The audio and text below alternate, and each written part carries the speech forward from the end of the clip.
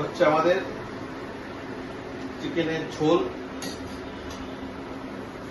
রাতে গরম গরম ভাত দিয়ে খাওয়ার জন্য পাতলা করে ঝোল হবে।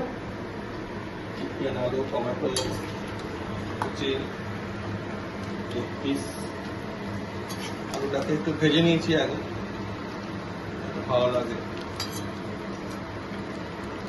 আর সাথে ভাতটা হচ্ছে গরম গরম ভাত, তুলাই পান্তি চালের ভাত হচ্ছে। ভাতটা মোটামুটি ফুটে এসেছে, চিকেনটা এখন কষানো চলছে আমাদের, ভালো করে কষানো হয়ে যাবে। আপনারা আমার দেখতে থাকুন, কমেন্ট করবেন, অবশ্যই কমেন্ট করবেন। গরম গরম খাবার খেতে কিরকম লাগে অবশ্যই জানাবেন।